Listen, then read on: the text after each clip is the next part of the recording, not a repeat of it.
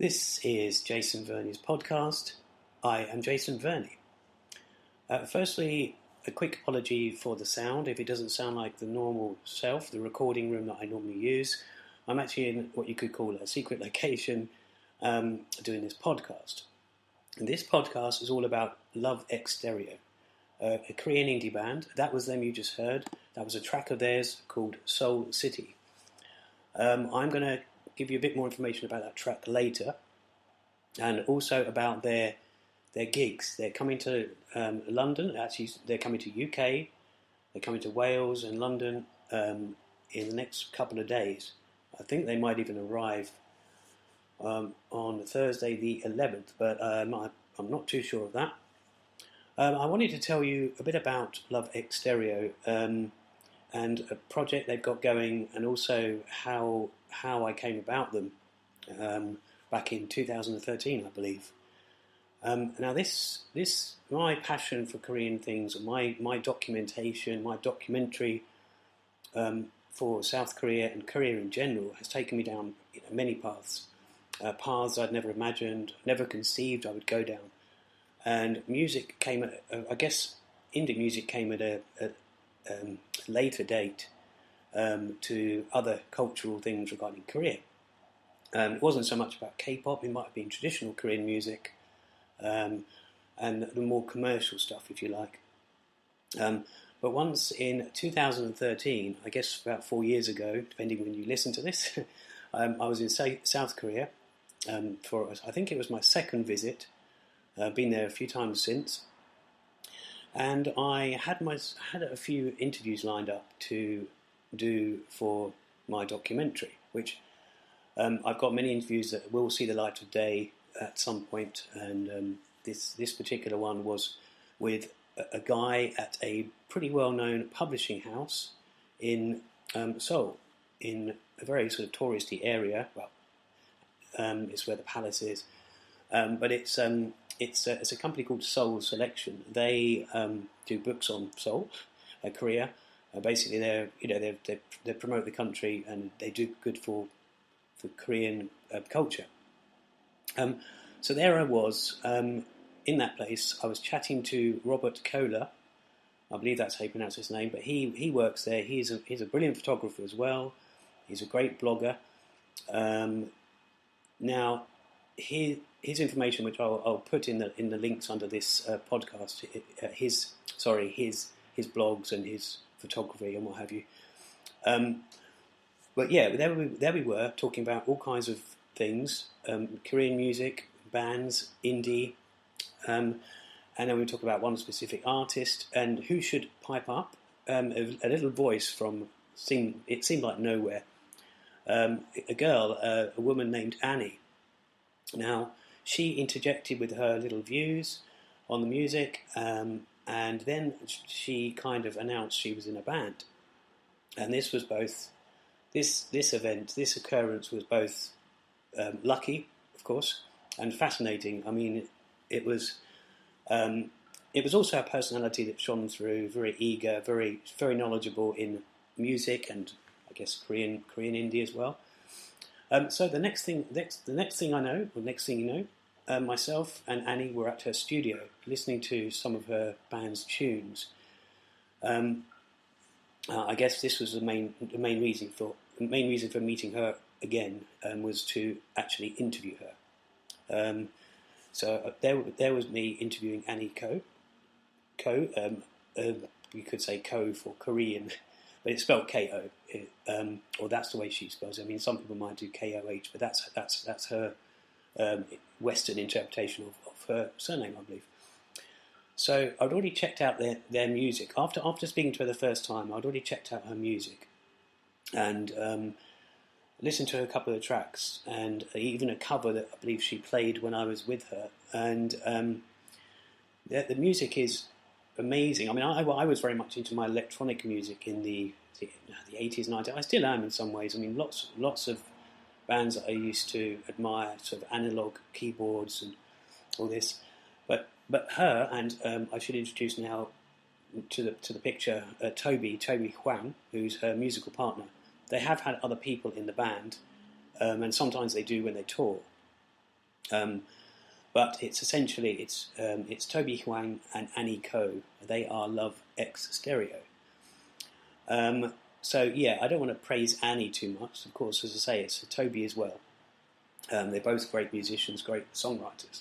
Songwriting is the key here. I mean, there's a lot of bands out there, a lot of non-indie bands, of course, who that's not what they do. They don't write the songs.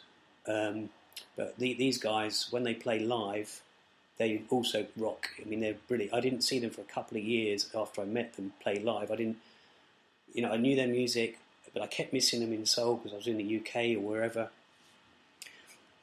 And then later I got to witness them. But yeah, at that moment, the studio, I knew their music taste and I knew their talent was pretty immense. Pretty immense probably isn't really proper English. I mean, immense is immense. Not pretty immense would only be mediocre, but it was brilliant.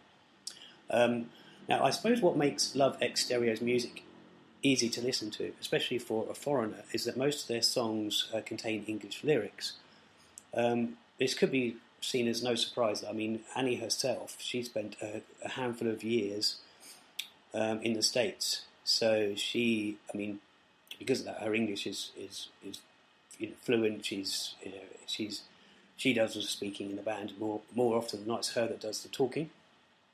But yeah, their electronic infused tracks are superb. They're catchy and they're varied. They that track that I briefly played at the beginning, which I will play in full at the end, Seoul City, as I say, it's Seoul City, but it could be spelled SOUL as in your soul, or SEOU as in a city. It really has two meanings, It's kind of smooth. It's kind of got that lovely drifting, fast-paced thing to it at the same time. It's kind of got this continuous loop, and the vocals are smooth as well. And they just keep you. It's got this great beat in it. It keeps you kind of, what is this stuff? What is this sound? It's really, it makes you want to dance, I suppose. But so this is definitely one of the first tracks of theirs I played, and even the video. I mean, this was 4 years ago, 2013. Even the video was really well done.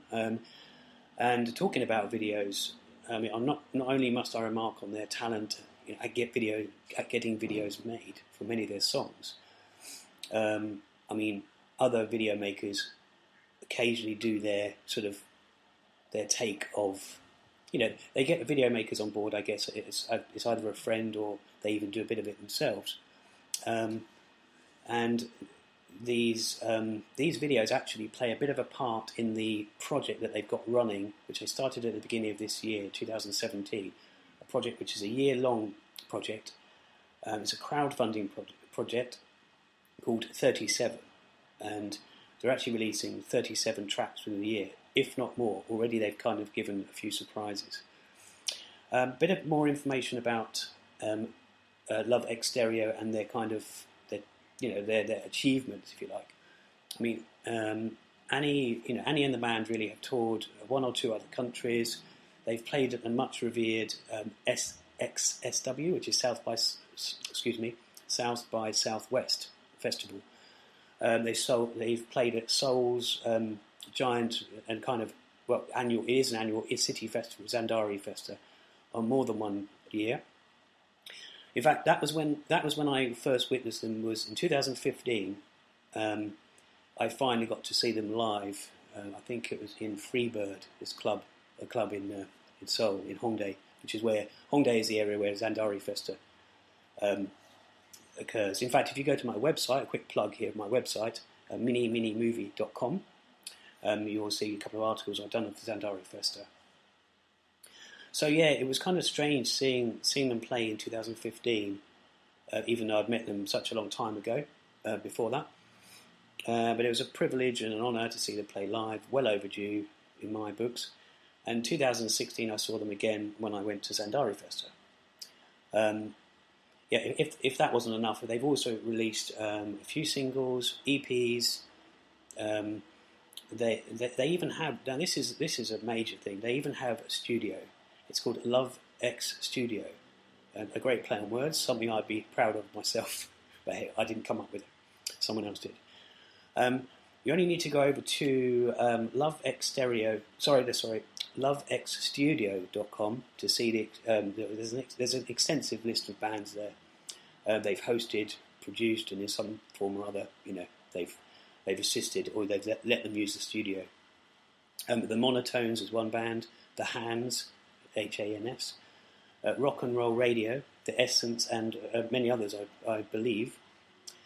So why is it that these guys, all this talent, all this studio space, all this electronic genius, and why haven't they got this? Why haven't they gained more popularity, especially with their English-speaking lyrics? I find it pretty amazing. Why? I wonder why. They say in their project 37 that is, I think it's probably the way that the bands are promoted in South Korea, or how they can't quite get out of Korea. They can't quite get out of Korea with their music. That's how Korea probably works in many other ways. They're very good at promoting their stuff within their country or in their city, but getting it outside is difficult. Even their films, they will reach a couple of other big Asian countries, but it takes a lot for it to really get out there. Unlike Hollywood, of course, but I mean they're not the same. They're not the same countries. As Americanized as Seoul is, and there's various reasons for that. They haven't, they haven't really. The Korean stuff doesn't find its way into the US as much as it should, especially with things like indie music and cinema.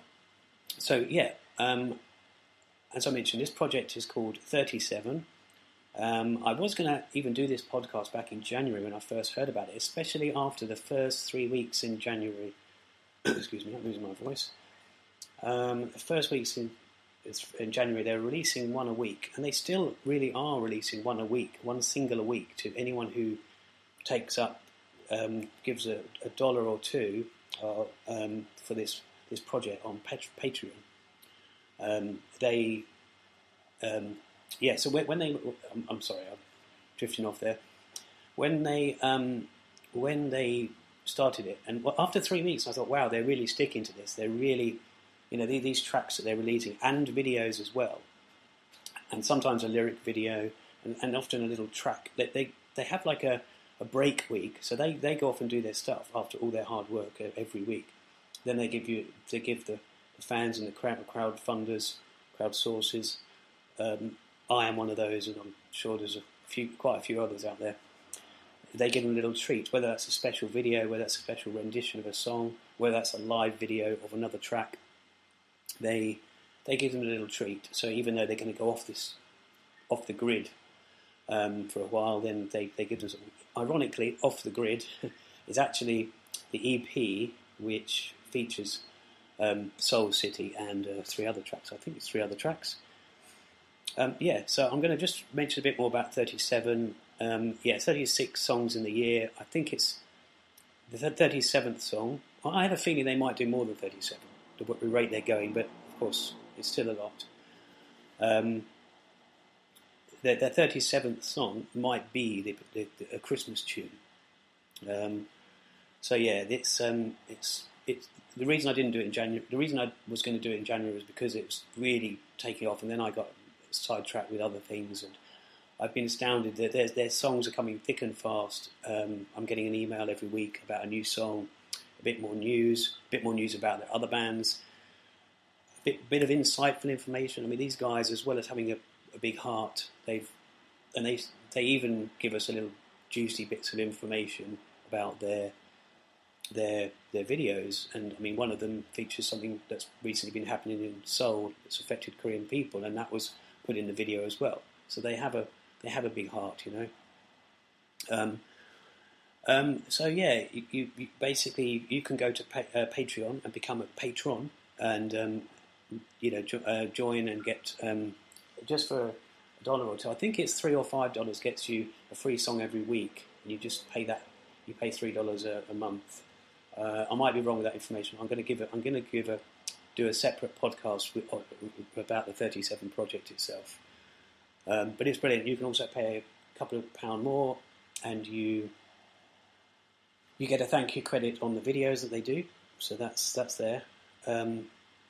and you can have Google Hangouts with them. They do regular live Hangouts where they give insights to what they were, how these things came about, what their next thing is, what the next plan is. But in the meantime, if you want to know a bit more about what the band have to say about this project, and they've done interviews various places, but I would recommend this website. It's Sumgyojin Gem, and that's actually Sumgyojin means hidden in Korean, gem. So it's a hidden gem. So you spell that in this way. You spell it SUMGYEOJIN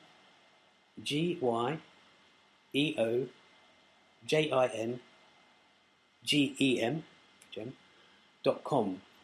Sumgyojingem.com. I believe it stood on the homepage. There's an interview with Love Exterior where they release they reveal a lot of information. I'm not just saying this because the the website Sumgyojingem.com's website is Lu Win, who's a co-founder of the London Asian Film Society, co-founder with me and a few others.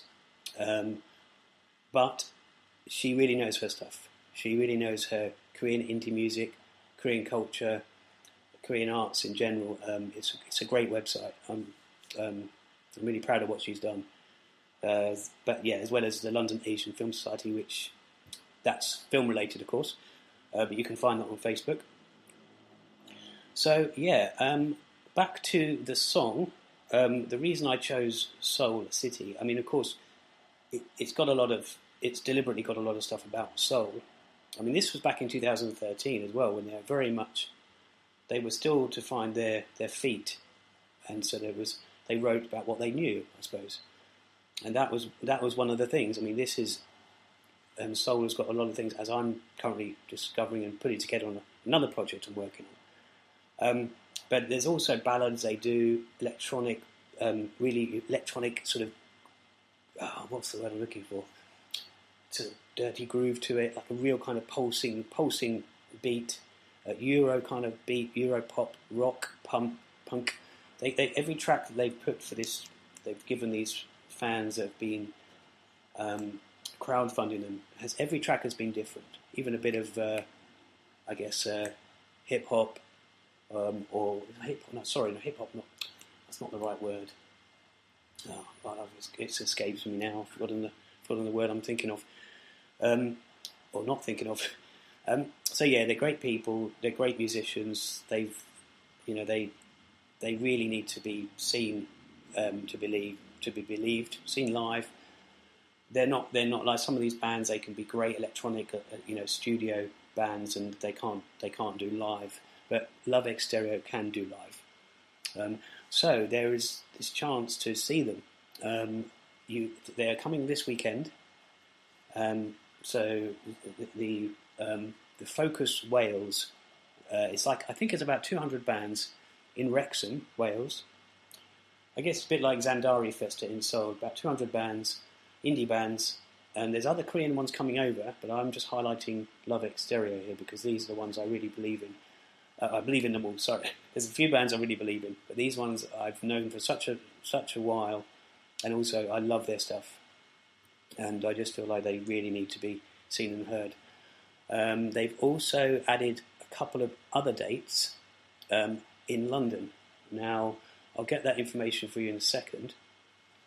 I'm sure they could have had other dates as well. I would have been happy to get them one or two other gigs I know I could have done, but they. Well, let's face it, if a band wants to go to another country, they've got to have time for themselves, got to have time for sightseeing. There's other things to do. So they believe at this point in time they're going to be doing three different things. I'm not sure if they're actually, I think it's 1 or 2 time slots at Focus Wales. So it might be on 1 or 2 different days, but don't quote me on that. But the other 2, let me just get this right. I've actually got information here. As well as the Focus Wales, which is May the 12th, so very, very soon, this Friday.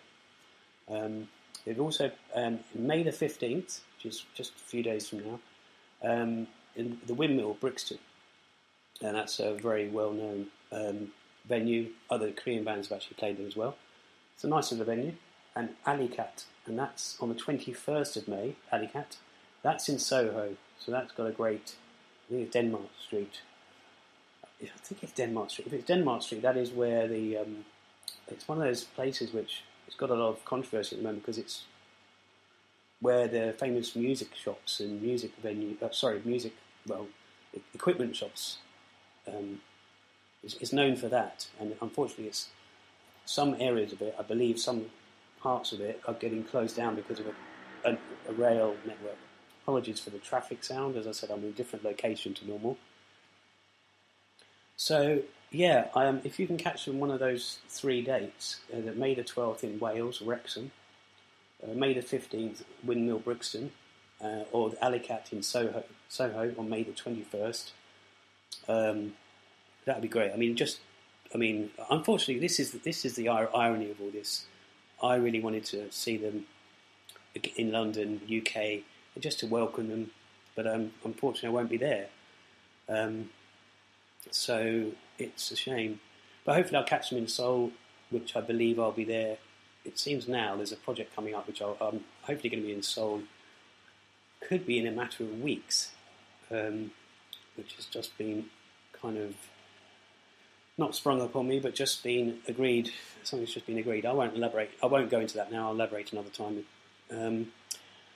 So I'm going to be playing out. I'm going to play this out with Seoul City. Apologies again for the sound. It could be a little sort of echoey here. The music could have been a bit sort of distorted. I'm using a different system to normal. But they've and I'll also do another podcast regarding this project of theirs, 37. In fact, I'll just give you a quick link of that. In fact, if you just do www.patreon, so that's patreon.com// Love X Stereo, LOVEXSTEREO. You'll find all the information there. And I think I've covered everything that I wanted to cover. But that's not normally the case. When someone says they think they've covered, they probably haven't. So what I'm going to do now is I'm just going to leave you with this this wonderful track which I started with, which is the Seoul City by Love X Stereo. So I'll speak to you on the next episode. Okay, bye.